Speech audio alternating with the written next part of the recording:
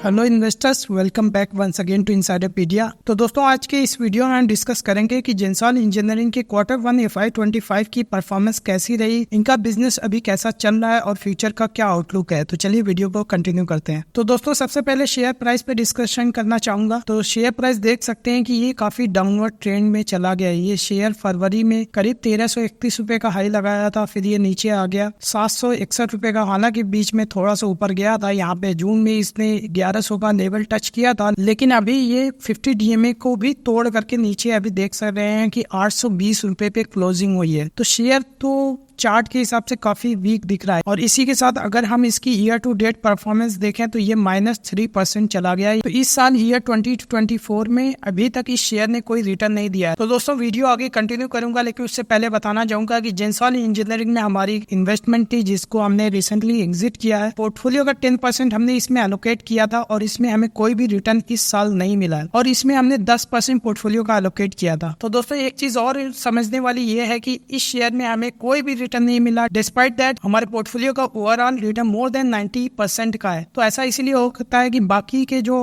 8-10 share थे वो अच्छा परफॉर्म किए। इसीलिए हमेशा पोर्टफोलियो को डाइवर्सिफाई करना चाहिए, ताकि अगर एक शेयर न भी चले तो दूसरे शेयर रिटर्न दे और आपका पोर्टफोलियो ऊपर जाता रहे। तो दोस्तों, अगर इसकी मार्केट कैप की बात करें तो करंट टाइम में 3123 करोड़ की मार्केट कैप है। स्टॉक पी 53.6 का दिख रहा है। ROC 14.3 का है। इसी के साथ ROE भी 20% का दिख रहा है। तो दोस्तों, अगर इसके क्वार्टरली परफॉर्मेंस की बात करें तो यहाँ पे देख सकते हैं कि जून 2023 में 145 करोड़ का रेवेन्यू रिपोर्ट किया था। अभी ये 295 करोड़ का रेवेन्यू रिपोर्ट किया। यहीं पे इनका जो नेट प्रॉफिट 10 करोड़ का था, ये बढ़कर के 15 करोड़ का हो गया। यहाँ पे 50% का जंप देखने को मिला है। हालांकि यहाँ पे अगर मार्च क्वार्टर से कंपेयर करें तो यहाँ पे डी ग्रोथ देखने को मिलेगी, क्योंकि मार्च का क्वार्टर हमेशा इनका स्ट्रॉन्ग ही रहता है। जैसे यहाँ पे देख सकते हैं कि मार्च 2023 में 164 करोड़ की रेवेन्यू के बाद 145 करोड़ का रेवेन्यू हुआ। तो दोस्तों, अगर इसके एनुअलाइज्ड परफॉर्मेंस पे नजर डाले तो मार्च 2024 के फाइनेंशियल ईयर में 963 करोड़ का इन्होंने रेवेन्यू रिपोर्ट किया था और TTM बेसिस पे अभी रेवेन्यू 1114 करोड़ का दिख रहा है। यहीं पे इनका नेट प्रॉफिट जो 53 करोड़ का था, ये बढ़ करके 58 करोड़ रुपए का TTM बेसिस पे शो कर रहा है। और ऑपरेटिंग प्रॉफिट मार्जिन जो 24% का था, ये भी 25% पे स्टेबल बना हुआ है। हालांकि यहाँ पे अगर थोड़ा सा ध्यान से देखें तो यहाँ पे डेप्रिसिएशन का लेवल काफी तेजी से बढ़ रहा है, जो कि फाइनेंशियल ईयर FY23 में सिर्फ 25 करोड़ का था, ये बढ़कर के 74 करोड़ हो गया। और TTM बेसिस पे 88 करोड़ रुपए का दिख रहा है। और यहीं पे इंटरेस्ट भी देख सकते हैं कि काफी जंप हुआ है। 116 करोड़ का इन्होंने इंटरेस्ट पे किया है, जो है कि FY23 में सिर्फ 24 करोड़ का था और FY24 में 110 करोड़ का था। तो इंटरेस्ट का लेवल और डेप्रिसिएशन का लेवल दोनों बढ़ा हुआ है। तो दोस्तों, इनकी बैलेंस शीट पे भी थोड़ा नजर डाल लेते हैं। यहाँ पे देख सकते हैं कि डेट का जो लेवल था, ये बढ़ा हुआ है। 598 करोड़ का जो बोरोइंग थी, वो बढ़कर के 1510 करोड़ की हो गई है। और कंपनी ने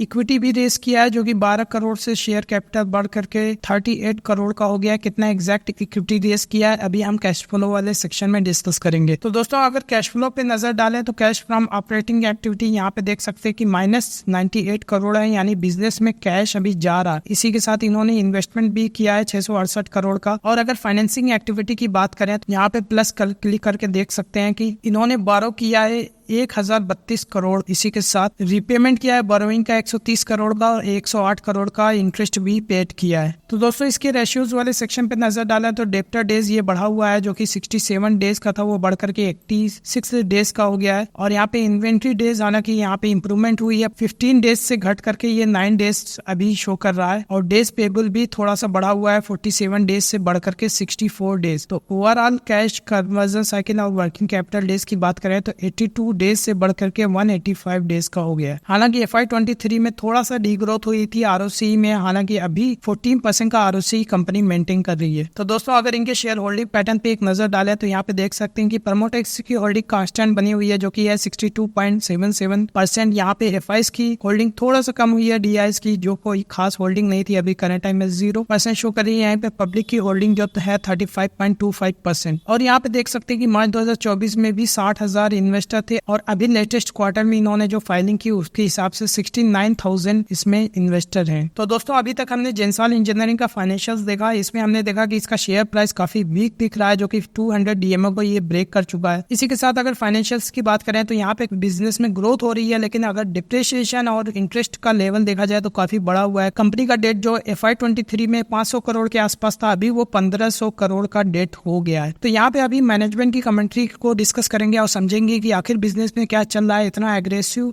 कंपनी डेट क्यों ले रही है और इतना ज्यादा डिप्रिसिएशन क्यों बढ़ा हुआ है, ताकि हम डिसीजन ले पाए कि इस शेयर में हमें क्या करना चाहिए। तो चलिए मैनेजमेंट की कमेंट्री को डिस्कस करते हैं। तो दोस्तों सबसे पहले इनके फाइनेंशियल परफॉर्मेंस पे एक नजर डालते हैं। तो दोस्तों अगर इनकी स्टैंड लोन पैड की बात करें, जो इनका EPC बिजनेस पुराना बिजनेस है, यहाँ पे 32 करोड़ का पैड इन्होंने रिपोर्ट किया, लेकिन अगर कंसोलिडेटेड बेसिस पे इनका नेट प्रॉफिट की बात करें तो सिर्फ 15 करोड़ का रह जाता है। ऐसा इसलिए है कि जो इनके दूसरे बिजनेस सेगमेंट है, यहाँ पे 17 करोड़ रुपए का नुकसान इन्होंने रिपोर्ट किया है। तो दोस्तों ये सारे इन्वेस्टर की एक्सपेक्टेशन भी थी कि FY24 तक ये 32 करोड़ का प्रॉफिट कर लेंगे, बट अभी करंट टाइम में ये कंपनी कई अलग अलग बिजनेस सेगमेंट में इंटर कर चुकी है, जहाँ पे इनको लॉसेज हो रहे हैं और इनका करंट टाइम में जो पैट है वो इम्पैक्ट कर रहा है, जो कि नेट में 15 करोड़ का ही बच पाता है, 17 करोड़ का नुकसान है। तो यही चीज समझने वाली है। चलिए इसको और डिटेल में डिस्कस करते हैं। तो दोस्तों इनके जो 17 करोड़ के जैसे कि मैंने बताया लॉसेज हैं, अगर इसको ब्रेक डाउन करें, EV लीजिंग बिजनेस जिसके लिए ये इराडा जैसी कंपनी से काफी हेवी डेट लिया है और यहाँ पे 9 करोड़ का इन्होंने अभी नुकसान रिपोर्ट किया है। इसी के साथ EV मैन्युफैक्चरिंग जो कि एक के बाद एक डिले होता जा रहा है, अभी इन्होंने बताया कि FY25 के एंड में शायद ये मैन्युफैक्चरिंग स्टार्ट करें और वहां से भी 7 करोड़ का नुकसान है। स्कॉर्पियो ट्रैकर जो ये कंपनी एक्वायर की थी, यहाँ से भी 2 करोड़ रुपए का अभी इन्होंने लॉसेज रिपोर्ट किए हैं। तो दोस्तों इसके अलावा कंपनी QIP भी प्लान कर रही है। ये QIP का जो फंड है वो कहाँ पे ये यूटिलाइज करेगी, चलिए इसको डिस्कस करते हैं। तो दोस्तों ये QIP के प्लान कर रहे हैं जिससे ये अपना डेट को रिडक्शन करेंगे। इसके अलावा जो ऑर्डर बुक है, खास करके बैटरी एनर्जी स्टोरेज सिस्टम में, यहाँ पे इन्होंने 300 करोड़ का प्रोजेक्ट विन किया है। यहाँ पे इसके डेवलपमेंट में ये फंड यूटिलाइज करेंगे। इसके अलावा सोलर EPC का बिजनेस है, इसमें भी वर्किंग कैपिटल की रिक्वायरमेंट होगी क्योंकि ये बड़े बड़े ऑर्डर अभी एग्जीक्यूट करने वाले हैं, जैसा कि इस फाइनेंशियल ईयर में भी 2000 करोड़ का रेवेन्यू का प्लान कर रहे हैं, इसलिए इनको अभी भी फंड की रिक्वायरमेंट है। तो दोस्तों इसकी अगर शेयर की बात करें तो ये अभी प्लेज में है, कितना एग्जैक्ट प्लेज किया है चलिए इसको भी देख लेते हैं। तो यहाँ पे देख सकते हैं कि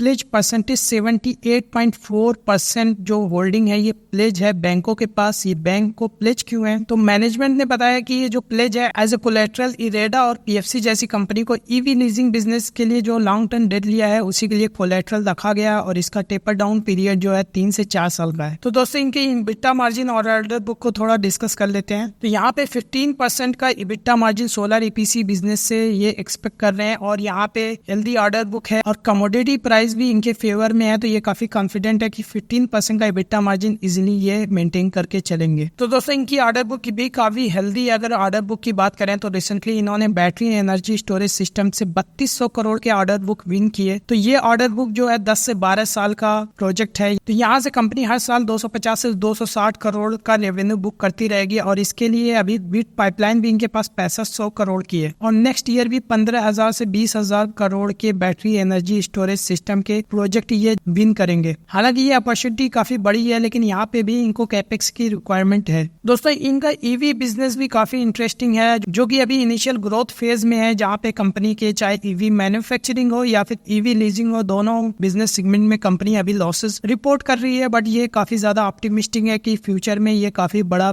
कंपनी के लिए ग्रोथ ड्राइवर्स बन सकता है। तो इन्होंने बताया कि इंटीग्रेटेड मॉडल है क्योंकि EV लीजिंग और EV मैन्युफैक्चरिंग साथ ही साथ काम करेगा, जो कि कंपनी को आगे लेके जाने में हेल्प करेगा। जैसा कि इन्होंने एग्जांपल दिया, जैसे बजाज ऑटो से बजाज फाइनेंस निकला, इसी तरह TVS का भी एक फाइनेंसिंग है, हीरो के भी एक फाइनेंसिंग आर्म में, इसी तरह जो सारे ऑटो इंडस्ट्री में बड़े प्लेयर हैं सबका एक फाइनेंसिंग कंपनी होती है। इसी तरह इनका भी प्लान है कि EV मैन्युफैक्चरिंग के साथ EV लीजिंग बिजनेस भी इनका ग्रोथ करे। लेकिन करंट टाइम में जैसा कि मैंने बताया कि अभी ये लॉसेस रिपोर्ट कर रहे हैं, जैसा कि EV लीजिंग में 9 करोड़ का इस क्वार्टर में लॉस रिपोर्ट किया। EV मैन्युफैक्चरिंग की बात करें तो यहाँ पे भी 7 करोड़ का लॉसेस रिपोर्ट कर रहे हैं, जो कि मैन्युफैक्चरिंग पहले स्टार्ट करेगी, फिर ब्रेक इवन होगा, उसके बाद ही यहाँ पे प्रॉफिटेबल होगा। इसके अलावा EV लीजिंग बिजनेस जो कि AUM बता रहे हैं जैसे ग्रो करेगा ये प्रॉफिटेबिलिटी की तरफ जा सकते हैं, क्योंकि अगर टीम की बात करें तो टीम साइज उतनी ही रह जाएगी, AUM बढ़ जाएगा तो इनका बिजनेस ये प्रॉफिटेबल हो सकता है, लेकिन इसमें भी अभी काफी टाइम है। तो दोस्तों EV मॉडल्स की बात करें तो यहाँ पे 3 तरह के मॉडल्स है जो कि 3 व्हीलर सेगमेंट में ये स्टार्ट करने वाले हैं अपनी मैन्युफैक्चरिंग। पहला है तो इनका फ्लीट मॉडल है, दूसरा कार्गो मॉडल है, तीसरा पर्सनल मोबिलिटी मॉडल है जो कि कैब और ब्लू स्मार्ट जो ये सेम प्रमोटर्स की एक स्टार्टअप है। तो उनकी जो रिक्वायरमेंट है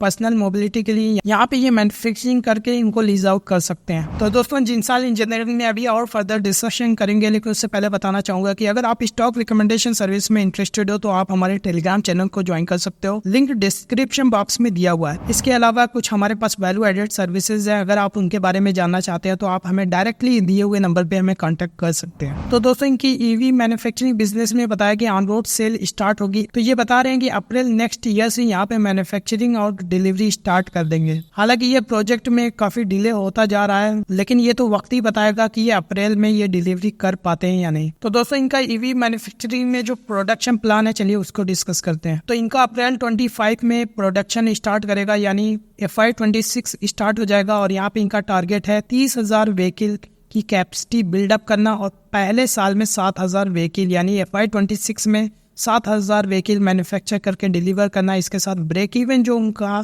आएगा 12,000 व्हीकल यानी FY 27 में जाकर के इनका बिजनेस ये ब्रेक इवन हो पाएगा। इसके अलावा अभी ये सिर्फ B2B कस्टमर पे फोकस कर रहे हैं फ्लीट और कार्गो वेरिएंट्स में, अभी इनका B2C में जाने का कोई भी इरादा नहीं है, तो ये कंप्लीट B2B में ही काम करने वाले हैं। तो दोस्तों अगर इनके GUVNL प्रोजेक्ट की बात करें जिसका फुल फॉर्म है गुजरात ऊर्जा विकास निगम लिमिटेड, जिनसे इनको बैटरी एनर्जी स्टोरेज सिस्टम के लिए ऑर्डर्स मिले हैं, तो क्या एग्जैक्ट ऑर्डर है चलिए उसको डिस्कस करते हैं। तो यहाँ पे इनको 2 प्रोजेक्ट मिले हैं, यहाँ पे इनको पावर अब्सॉर्ब करना है और रिलीज करना है, जैसा कि ये इनको डायरेक्ट करेंगे। यहाँ पे 260 करोड़ का रेवेन्यू जनरेट होगा और यहाँ पे इबिटा मार्जिन काफी हाई बताया जा रहा है, 90 से 95% का इबिटा मार्जिन है। लेकिन दोस्तों इबिटा मार्जिन के अलावा इस तरह के बिजनेस में डिप्रिसिएशन एक बड़ा कंपोनेंट होता है, क्योंकि जो भी आप कैपेक्स करते हो ओवर टाइम ये डिप्रिशिएट होता है, तो अपफ्रंट इन्वेस्टमेंट की रिक्वायरमेंट होती है। तो अगर आप इबिटा बहुत अट्रैक्टिव दिख रहा है तो आपको मुझे लगता है कि थोड़ा सा और इसको गहराई से समझना चाहिए कि सिर्फ इबिटा एक मात्र फैक्टर नहीं होता, और भी जो फैक्टर्स होते हैं जैसे कि डिप्रिसिएशन और अपफ्रंट इन्वेस्टमेंट, इसको भी आपको कंसीडर करना चाहिए। तो ये प्रोजेक्ट 12 सालों तक रहेगा, जिनकी टोटल कास्ट है 3200 करोड़। तो दोस्तों बैटरी एनर्जी स्टोरेज सिस्टम की पाइपलाइन और इसमें इक्विटी फंडिंग की रिक्वायरमेंट होगी, क्या इतनी हो सकती है, चलिए उसको डिस्कस करते हैं। तो यहाँ पे इनकी ऑर्डर बुक जैसे कि बताया कि अभी तक इनकी ऑर्डर बुक है 3200 करोड़ की। यहाँ पे एसेट बेस जो है 1200 से 1300 करोड़ का इनको इन्वेस्टमेंट करना पड़ेगा, जिसमें से इक्विटी की रिक्वायरमेंट बताएं तो 250 से 300 करोड़ का इक्विटी इन्फ्यूज करना पड़ेगा। इसके अलावा जो भी रिक्वायरमेंट होगी वो डेट के थ्रू इन्वेस्टमेंट किया जाएगा, यानी 1300 करोड़ में 300 करोड़ का डेट लेंगे और 1000 करोड़ का डेट लेना पड़ेगा, तब जाकर के 3200 करोड़ का जो प्रोजेक्ट है 12 साल में ये कंप्लीट कर पाएंगे। तो दोस्तों इस वीडियो का एंडिंग पार्ट कंक्लूजन। तो दोस्तों जैसा कि मैंने अपनी वीडियो के स्टार्टिंग में भी बताया कि ये शेयर को मैंने पिछली साल